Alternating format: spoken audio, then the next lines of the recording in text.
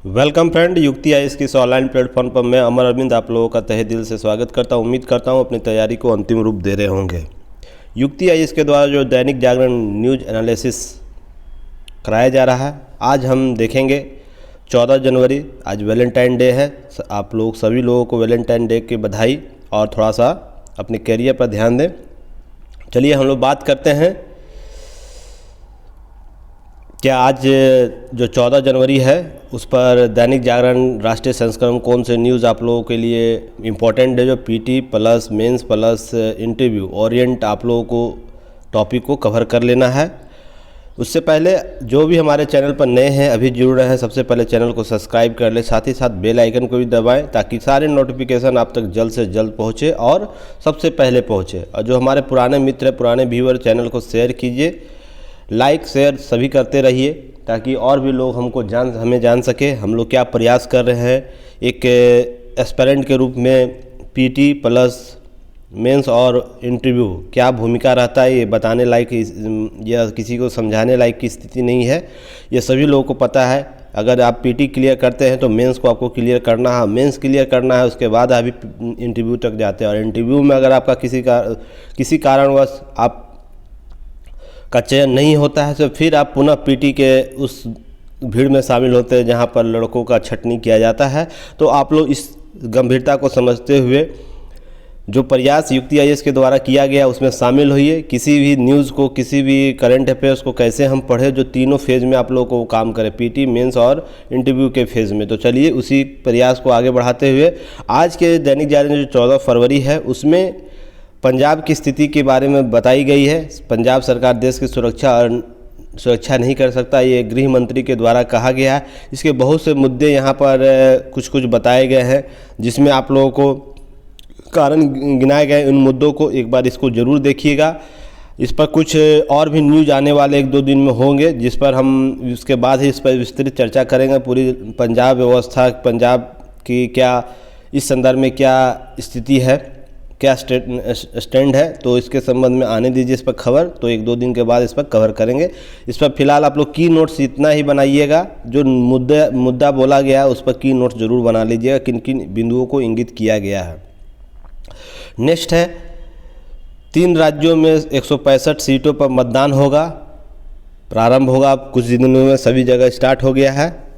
ये दौर चल रहा है, चुनाव का दौर प्रारंभ हो गया है। तो इसके संदर्भ में कुछ डाटा आप लोगों को यहाँ पर जरूर पीटी की ओरिएंट से होंगे, मिल गए हैं यहाँ पर। इसे आप क्लियर कर लीजिए, नोट डाउन कर लीजिएगा। इसके साथ एक वीडियो बना हुआ है, प्ले लिस्ट में जाइएगा, वहाँ पर आपको चुनाव सुधार से संबंधित आपको टॉपिक दिया गया है। उसी में आप लोगों को ये चुनाव जो भी हो रहे हैं 5 राज्यों में उससे संबंधित क्या अनुशंसा की गई है, चुनाव आयोग की कौन सी कमेटी बनाई गई है, उस पर आप लोगों को चर्चा किया गया। उस वीडियो को जरूर एक बार देख लीजिए, सारी चीज़ों को कवर हो जाएगा। तो चलिए आप लोग जाके प्ले लिस्ट भी देखा कीजिए। प्ले लिस्ट युक्ति आईएएस के प्ले लिस्ट में जाइएगा, वहाँ पर आप लोग इसे ज़रूर देखिएगा। नहीं तो होता क्या है कि एक न्यूज़ को कवर मैं पहले ही कर देता हूँ, उस समग्र टॉपिक को, और उसके बाद कुछ न्यूज़, छोटे न्यूज़ के पार्ट आते हैं तो उस पार्ट को बार बार रिपीट करना सही नहीं रहता। वहाँ पर बस केवल उस की पॉइंट को आप लोग ऐड कर लीजिए, ये ही बहुत इनफ है। तो आप अगर लगातार ये करते रहेंगे तो आपका चयन पक्का होता चला जाएगा। अंतिम रूप से आप उस श्रेणी में शामिल होंगे जो इंटरव्यू तक पहुंचते हैं। चलिए अब नेक्स्ट है, आपको एक न्यूज़ यहाँ भी देखना है आईपीओ के संबंध में। 100% आईपीओ के संबंध में एलआईसी ने आईपीओ के लिए सेबी के लिए आवेदन किया, सेबी में आवेदन किया है आईपीओ के लिए। तो इसमें कुछ बातें डाटा दी गई है, आप इसे ज़रूर की नोट्स कर लीजिएगा। यहाँ पर एलआईसी की स्थिति बताई गई है, क्या होती है एडेबल वैल्यू, इसके संबंधित कुछ बातें की गई हैं, तो आप लोग इसे ज़रूर देख लीजिएगा। अब चलिए हम लोग अपना पीटी प्लस मेंस और इंटरव्यू ओरिएंट जो टॉपिक दिया हुआ है उसको कवर करते हैं। कल इस पर भी न्यूज़ आया था, मैंने बोला था वेट एंड वॉच, इस पर कुछ बातें और भी होंगी तब इसको कवर किया जाएगा। तो आज समान नागरिक संहिता पर केंद्र और राज्य दोनों में कानून बनाने का अधिकार है, यानी यह राज्य के नीति निर्देशक तत्व में है। तो अनुच्छेद 44 के तहत यह है, तो दोनों ही बना सकती है इस पर कानून, और गोवा में यह लागू भी है, अब सभी लोग जानते हैं। इससे संबंधित उत्तराखंड भी नियम बनाने की बात की गई है, जिसके वर्तमान मुख्यमंत्री जो है पुष्कर सिंह धामी ने घोषणा की है। और यह घोषणा के साथ ही यह बहस भी छिड़ गया है, क्या समान नागरिक संहिता किसी राज्य और किसी देश के लिए उचित है। तो इस पर विस्तृत चर्चा करेंगे, बहुत सी बातें यहाँ कही गई हैं, तो इसे आप लोग देख लीजिएगा।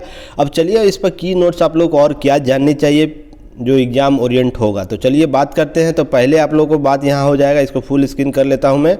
चलिए, समान नागरिक संहिता क्या है। तो समान नागरिक संहिता का आशय पूरे देश में एक ही प्रकार के कानून के प्रचलन से है, अर्थात एक ही कानून के लागू होने से है, जिसमें सभी धार्मिक समुदायों या पर उनके व्यक्तिगत मामलों जैसे शादी, तलाक, विरासत, गोद लेने आदि के कानून लागू होते हैं।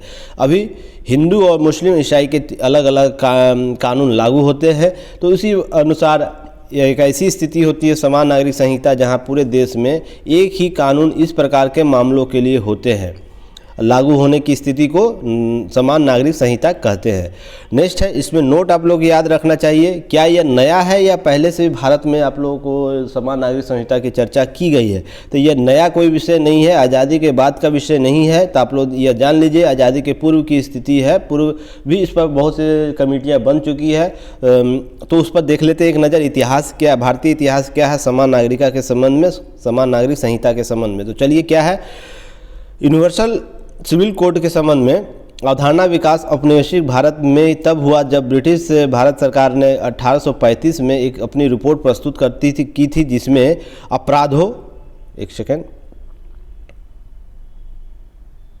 जिसमें अपराधों, सबूतों और अनुबंधों अर्थात अनुसंधान जो होता है उससे जैसे विभिन्न विषयों के लिए भारतीय कानून को संहिताकरण के लिए एकरूपता लाने की आवश्यकता पर बल दिया।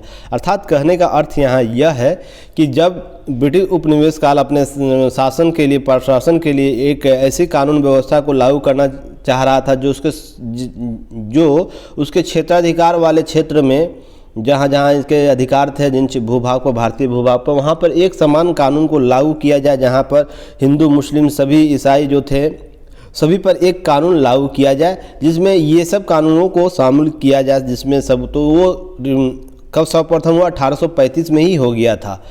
तो नोट, रिपोर्ट में हिंदू मुस्लिम के व्यक्तिगत कानूनों को इस एकरूपता से बाहर रखने की सिफारिश की गई। तो समझ सकते कितना पुराना यह मामला है, जिसमें संहिताकरण की तो बात की गई सभी अन्य कानूनों को, पर हिंदू और मुसलमानों के लिए व्यक्तिगत जो कानून, जहां यहाँ नागरिक संहिता जो समान नागरिक संहिता की बात की जा रही है, उस संदर्भ में ही इस व्यक्तिगत कानूनों को, यानी मैरिज लॉ एक्ट जो होते हैं, उसको अलग अलग रखना है।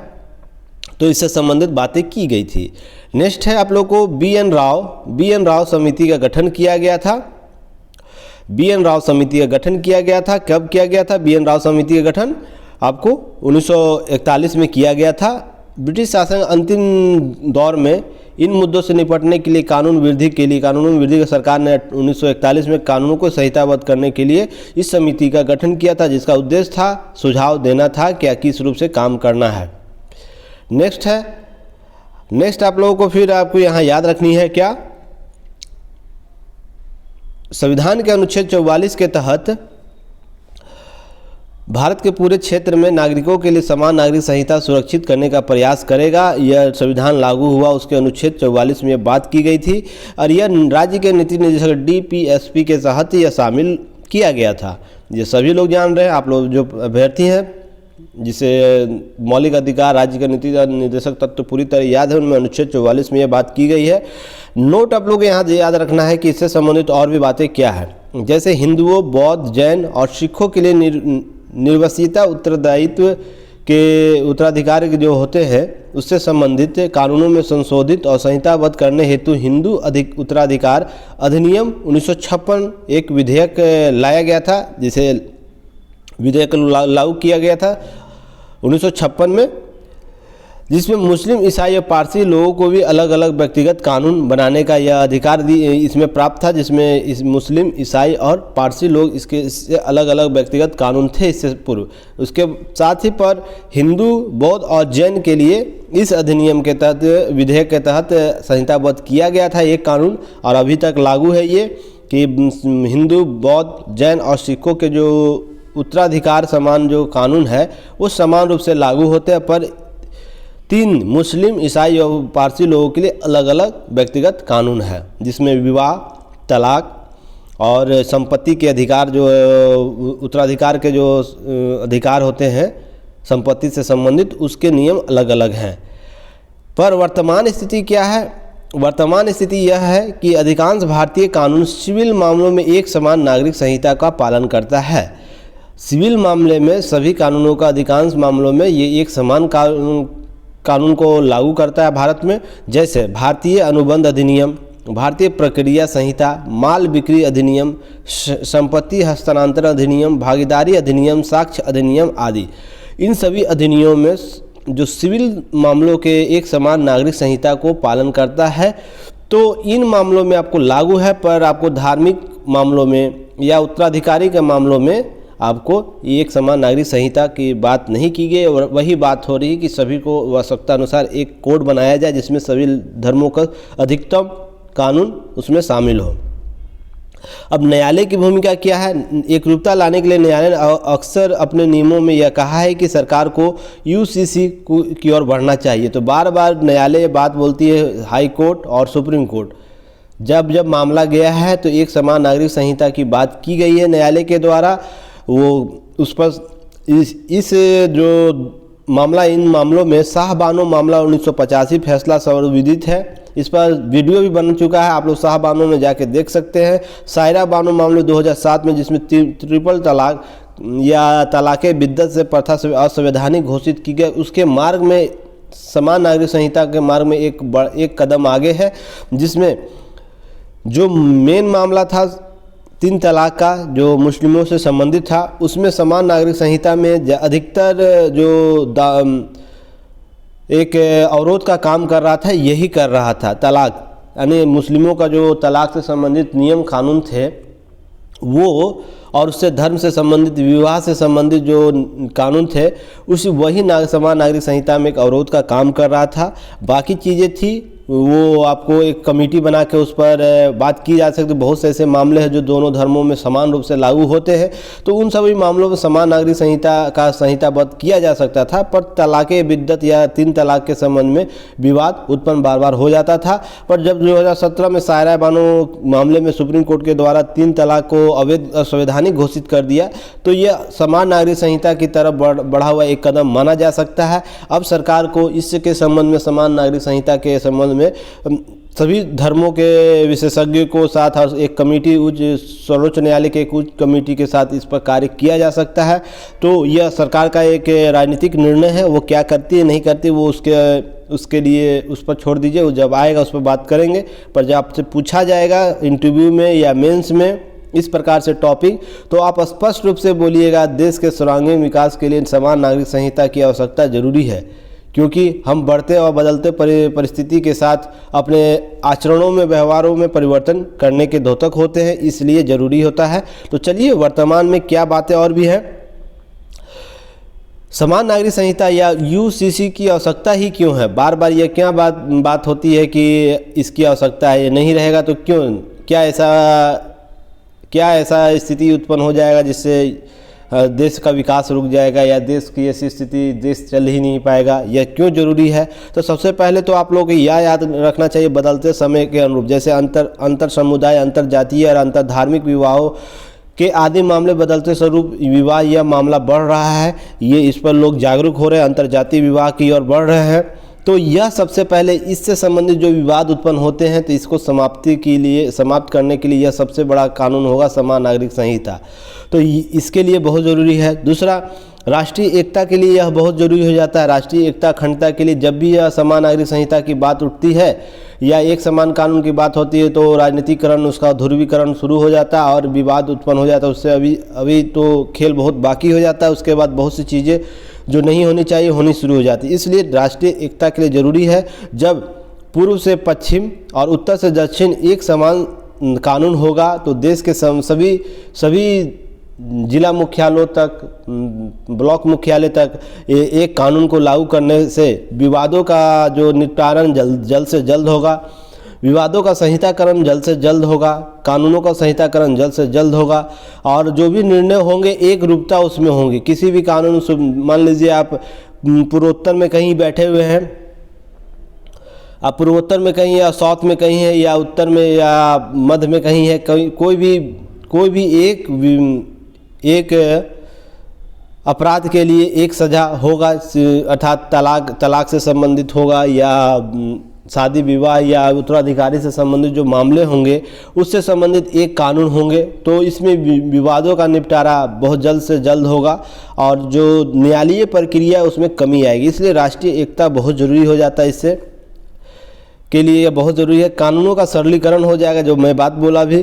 फिर धर्मनिरपेक्षता के आदर्श का पालन होगा। धर्मनिरपेक्षता केवल कागज़ में ही सीमित न रह जाए, इसके लिए यह बहुत ज़रूरी होता है। समान नागरिक संहिता अगर यह आ जाता है तो धर्मनिरपेक्षता का वास्तविक स्वरूप जो है भारतीय संविधान में, पंथ निरपेक्षता का जो वास्तविक स्वरूप है वो अमल में आएगा। इसलिए धर्मनिरपेक्षता के पालन के लिए समान नागरिक संहिता बहुत ज़रूरी है। केवल कागज़ में या संविधान के पन्नों में लिख देने से धर्मनिरपेक्षता के वास्तविक स्वरूप, वास्तविक धरातल पर हम उसे नहीं ला पाते। और अगर ऐसा ही होता तो धर्म के आधार पर विवाद बार बार नहीं उठता। इसका हालिया एग्जाम्पल है हिजाब मामला, और जो हिजाब मामला उसके वर्सेस जो विवाद चल रहे हैं उस पर आप इसको मान सकते हैं। शिक्षा के मंदिर को भी, शिक्षा के स्थल को भी आप धर्म के साथ जोड़ के देख रहे हैं और उसके बाद जो ना होना है वो सभी स्थितियां उत्पन्न हो रही हैं। आप लोग न्यूज़ से डेली देख रहे होंगे कि अब नमाज की स्थिति और प्रार्थना की स्थिति भी स्थिति उत्पन्न हो रही है। तो देखिए यह बहुत ज़रूरी है। धर्मनिरपेक्षता के आदर्श को पालन करने के लिए एक समान नागरिक संहिता का होना बहुत ज़रूरी है। समाज के कमज़ोर वर्गों के संरक्षण के लिए भी आवश्यकता है। धर्म को सबसे अधिक प्रभावित कौन करता है? धर्म के द्वारा सबसे प्रभावित किसे किया जाता है? जब भी विवाद उत्पन्न होगा, जो निचले स्तर के व्यक्ति हैं वो किसी भी धर्म विशेष के हों, उनको सबसे ज़्यादा प्रभावित को, उच्च वर्गीय लोगों को, किसी भी धर्म के उच्च वर्गीय लोगों को कोई प्रॉब्लम नहीं होता है। उनके कारोबार, उनके जो दैनिक आवश्यकता है उससे संबंधित कोई भी प्रॉब्लम नहीं होता। जो भी प्रॉब्लम होता है समाज के कमज़ोर वर्गों को होता है। अगर मान लीजिए अभी दंगा हो जाता है तो आप मान के चलिए, अगर इससे संबंधित कोई बातें हो जाती है जिस पर बहुत जगह कर्फ्यू लग जाता है, सबसे ज़्यादा प्रॉब्लम किसे होता है? सबसे ज़्यादा प्रॉब्लम कमज़ोर वर्गों को होता है। जो सुख संपन्न लोग हैं उन्हें किसी रूप से इस प्रकार का प्रॉब्लम, वो अपने गठजोड़ में लगे रहते हैं और वो अपना कार्य करते हैं इससे। परंतु समाज के जो कमज़ोर वर्ग हैं उन्हें बहुत से चीज़ों का प्रॉब्लम होने लगता है, जिसके लिए यह बहुत ज़रूरी है कि सबसे पहले धर्म के आधार पर, धार्मिक आधारता के आधार पर देश में जो बंटवारे हो रहे हैं, मत के बंटवारे हो, उसके रोकने के लिए समान नागरिक संहिता बहुत ज़रूरी है। दूसरा, सांप्रदायिक राजनीति का जो बल मिलता है वो भी समाप्त होगा धीरे धीरे, क्योंकि जब समान नागरिक संहिता आ जाएगा, उस पर समान नियम कानून होगा तो विवादों का स्तर कम होता जाएगा और इस प्रकार के जो सांप्रदायिक राजनीति होता है वो कम हो जाएगा। संवैधानिक बाधा क्या है उस पर ध्यान देना है। सबसे पहले तो अनुच्छेद 25 जो किसी धर्म को मानने या प्रचार करने की स्वतंत्रता संरक्षित करने का प्रयास करता है, अनुच्छेद 14 के तहत निहित समानता के अधिकार का संघर्ष करता है। ये दोनों अंतर विरोध उत्पन्न होगा जब यह कानून आने की जब बात की जाएगी, पटल पर लाई जाएगी संसद के पटल पर, तो अनुच्छेद 25 और अनुच्छेद 14 एक अंतर विरोध उत्पन्न करेगा। तो इसमें संशोधन करने की आवश्यकता होगी। वो नकारात्मक संशोधन भी नहीं हो सकता है, पर इसमें एडिशनल संशोधन जरूर किया जा सकता है। तो ये आप लोग ध्यान रखिएगा, 25 और 14 अनुच्छेद समान नागरिक संहिता से जुड़े अनुच्छेद है। जब भी इसमें परिवर्तन होगा तो आप लोगों को इंटरव्यू में यह पूछा जा सकता है, बच्चा तुम लोग बताओ, बाबू बताओ, क्या ऐसे ही बात करते हैं इंटरव्यू में लोग, अच्छा बाबू बताओ ये तुम क्या समान नागरिक संहिता अगर लागू होता है तो कौन से अनुच्छेद सबसे पहले प्रभावित होंगे? तो सबसे पहले अनुच्छेद 14 और 25। यह नहीं कि 44 पर प्रभावित होगा, 44 में तो समान नागरिक संहिता है ही, पर अनुच्छेद 14 और जो अनुच्छेद 14 और 25 है उस पर सबसे पहले प्रभावित होगा। उसको एडिशनल संशोधन करना होगा। नकारात्मक तो संशोधन मौलिक अधिकारों में नहीं किया जा सकता, सभी लोग जानते हैं। नहीं तो ये फिर अनुच्छेद 32 का मामला हो जाएगा जिसमें संवैधानिक उपचार की बात हुई, या जो हमारा मूल ढांचा है उससे संबंधित बात चली जाएगी। इसलिए एडिशनल संशोधन इसमें करना होगा। वो एडिशनल संशोधन क्या होगा वो न्यायालय और संसद पर डिपेंड करेगा। तो आपको इंटरव्यू से यहाँ से प्रश्न पूछे जा सकते हैं। तो पीटी से बहुत से प्रश्न यहाँ से बन सकते हैं। मेंस का प्रश्न यहाँ से आप लोग को क्या ट्राई करना है, क्या किस पर लिखना है टॉपिक, उस पर दैनिक जागरण का न्यूज एनालिसिस आपको ग्रुप बनाया है, वहाँ पर आप लोग सेंड कीजिए चीज़ों को और वहाँ से जानिए। चलिए देखते हैं, समान नागरिक संहिता सर्वांगीण विकास के लिए एक आवश्यक शर्त है। क्या आप इस तथ्य से सहमत हैं? इस उचित तथ्यों के साथ अपने विचार को प्रस्तुत करें। समान नागरिक संहिता सर्वांगीण विकास के लिए एक आवश्यक शर्त है।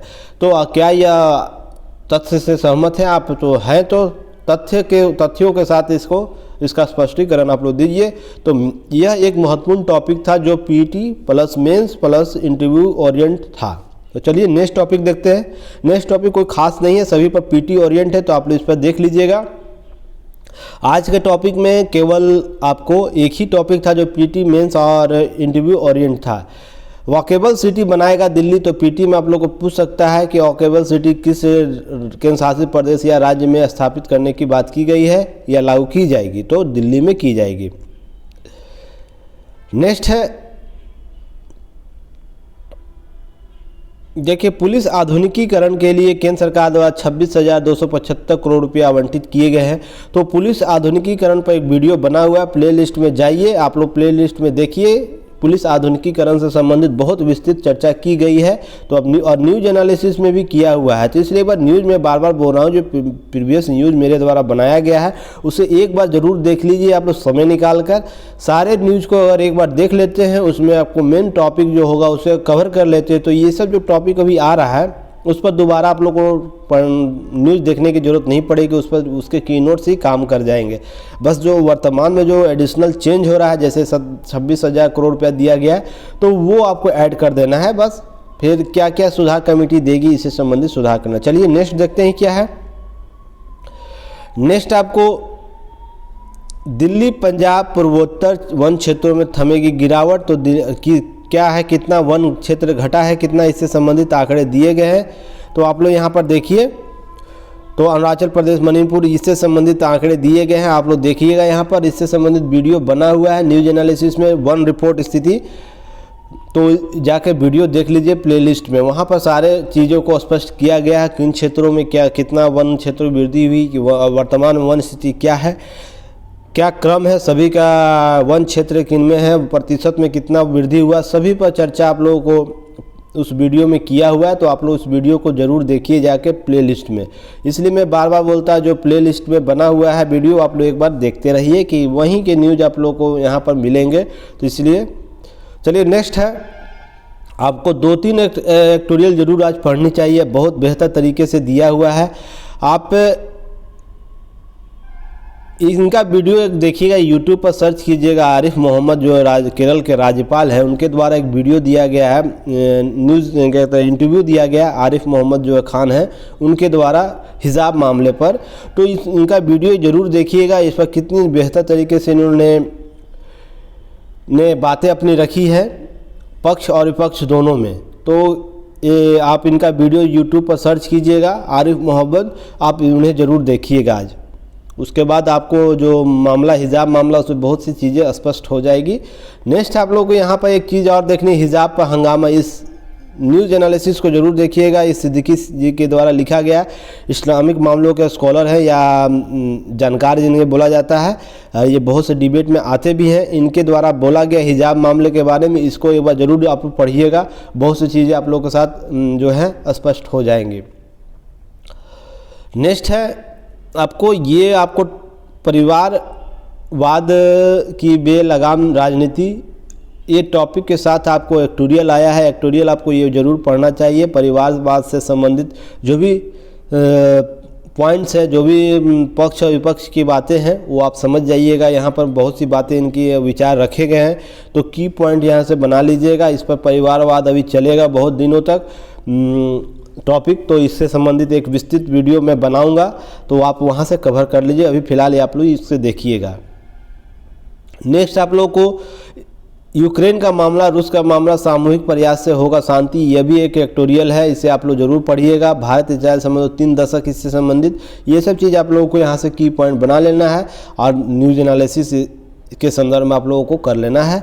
आप आज के पेपर में इतना ही है। नेक्स्ट कल हम लोग फिर नए एक सेगमेंट के साथ शामिल होंगे, नए न्यूज़ के साथ, 15 फरवरी के न्यूज़ के साथ। उसमें कल क्या होता है, तो तब तक के लिए मैं अमरविंद आप लोगों से विदा लेता हूँ। जय हिंद।